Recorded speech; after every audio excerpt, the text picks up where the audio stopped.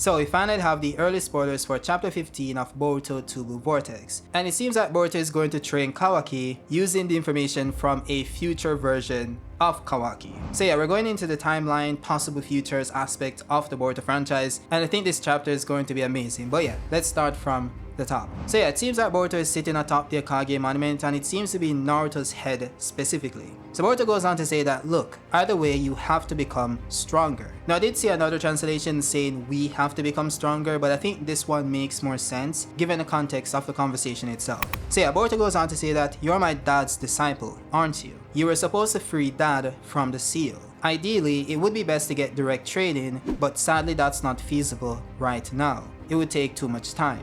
So yeah, this confirms that in another possible future, or one of the infinite realities, Kawaki was supposed to free Naruto, and Naruto would have gone on to train him, thus increasing his power level. Now this is kinda tricky for me because does this imply that Naruto would have gone on to train Kawaki still, even though he ran Boruto out of the village? Or is it that in that possible future, Kawaki welcomed Boruto back to the village? So it could go either way. I just don't think it makes sense for Naruto to train him for him to get stronger if he's actively trying to kill Boruto. It just doesn't make sense. So I think it makes more sense that Kawaki actually let Boruto back into the village and they kinda sorted out their differences. Now Boruto then goes on to say, Kawaki, what I'm about to tell you is a conclusion you'll eventually reach on your own. If the outcome will be the same, it would be best to do it swiftly. That's what I'll tell you. And Kawaki's like, wait, what the hell are you talking about? You know, that regular Kawaki stuff. So yeah, this is very interesting. It seems like Boruto is going to train Kawaki or give him information from a future possible version of Kawaki that gains significant power.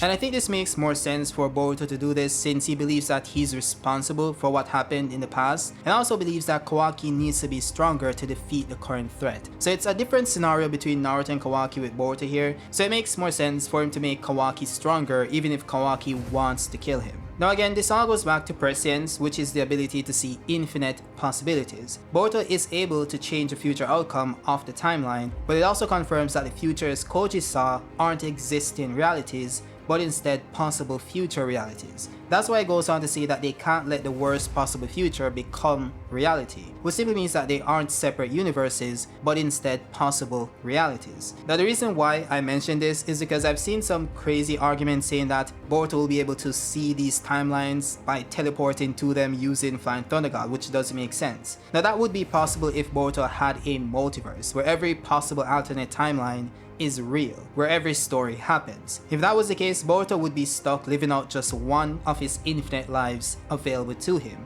He wouldn't be able to decide which direction in the multiverse his universe goes in. That's not how the multiverse works. This would be similar to the Infinite Earths concept in DC, where there is an actual multiverse that has different versions of these characters existing at the same time. This is different from multiple timelines that also exist within each universe, which is why when the Flash changes the timeline in his universe, it doesn't affect the other universes. Now to take this back to Boruto, Koji explains that there's no timeline paradox, since he's only relaying what he saw. It's a standard procedure of prescience. By the way, a timeline paradox is a contradiction of cause and effect within a timeline that results from traveling back in time. The reason why this isn't a timeline paradox is because these futures are just possible realities that haven't materialized as yet, thus supporting my original point. So Boruto could in theory teach himself abilities from possible futures without it being a problem, and the same should apply to Kawaki as well. Now Boruto did say that Kawaki would have eventually gotten to this conclusion, so I don't think he would have gone on a training arc per se, but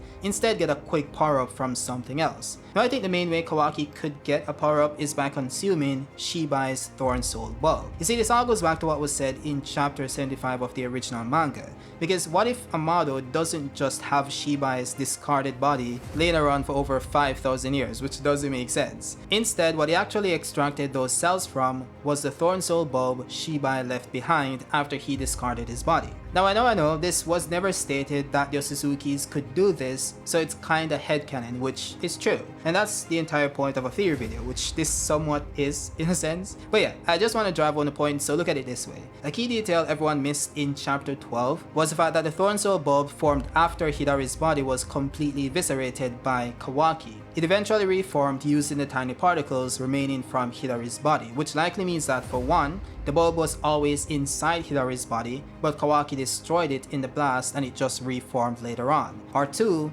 the bulb is only created after the death of a Shinju using the remains of said Shinju. Either way is fine for this theory, to be honest, but I believe that when Shibai left his body behind, it wasn't that his spirit just detached from his body and left his physical coil intact. I believe that he was able to shed his body, similar to what happened when the summoned souls using Edo Tensei returned to the Pure Lands. The particles of his then discarded body proceeded to form the Thorn Soul bulb, similar to what happened with Hidari, which Amado later came in contact with. Now Amado knowing who Shibai was more so has to do with Ishiki Otsutsuki, because I believe that Ishiki was the one who found the bulb and gave it to Amado. He was then able to extract the cells from the bulb itself and implant them into Ada, Damon, and Code, which endowed them with one or more of his abilities. Similar to how this bulb, likely created using Sasuke's essence, endowed Hidari with one or more of Sasuke's abilities, which is why he's able to use Chidori. Now this implies that there's some connection between the Shinju, the Ten Tails, and the Otsutsuki, because Shibai wasn't a Shinju similar to Hidari.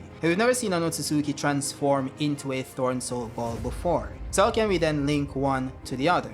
But this requires us to take some liberty with Naruto's lore. You see, I believe that the Ten Tails is directly tied to the Otsutsukis, genetically speaking. Now this being totally logical is supported in the actual series. First, by the fact that only the Otsutsuki can consume a chakra fruit created by a Ten Tails. And it's not just a matter of it being too powerful, but more so non-Otsutsukis not being compatible. This is then further backed up by the fact that anyone who tried to consume the stomach walls of the Biju in order to gain its power ended up dying. In fact, it was stated to be akin to poison. Yet it did have two individuals who were able to accomplish this, that being the Gold and Silver brothers. This was because they were genetically descendants of Hagoromo Otsutsuki, which once again supplements the idea that Otsutsukis have a genetic compatibility with the Tail Beasts. Now this even makes more sense when you take into account the fact that Kaguya literally merged with the Ten Tails and pretty much awakened a new Biju form. In some sense, Kaguya was the first Shinju. She became one with the Ten Tails, which allowed it to awaken sentience, thus being able to speak to Madara in the Fourth Great War. So it wouldn't be far-fetched to say that if Kaguya was vaporized similar to Hidari, she would have turned into a Thorn Soul bulb as well, thus supporting the idea that Amado possesses Shibai's cells in the form of a Thorn Soul bulb, which Kawaki will then go on to consume. Now this of course would make Kawaki extremely powerful, and he may even surpass Boruto, which I don't know if Boruto wants that to happen, because I don't think that would be good for Boruto, to be honest, especially since we know what happens later on in the timeline. Though I think it is possible that Boruto knows that Kawaki will get strong, but not stronger than him, because he already saw how strong Kawaki becomes. And we have to remember that getting Shibai's cells doesn't make you as strong as Shibai. Damon isn't as strong as Shibai, Delta isn't as strong as Shibai, Kashin Kochi, Ada, all of the cyborgs that were implanted with his cells didn't attain Shibai's levels of power.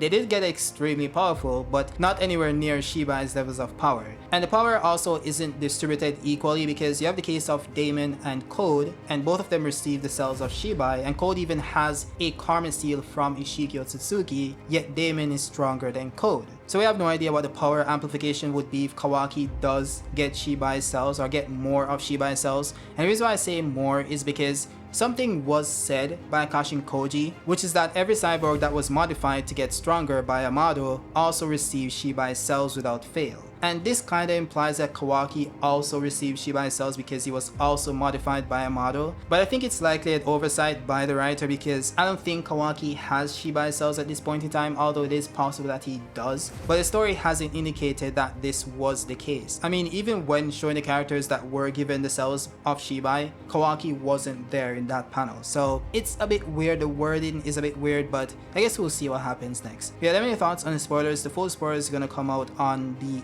18th, I think. They were gonna have the full video. But by the way guys, I have a video coming out tomorrow explaining every power source within the Naruto franchise, and Boruto included, so I hope to see you guys there as well. But that's it, I'll see you guys next time. Peace out.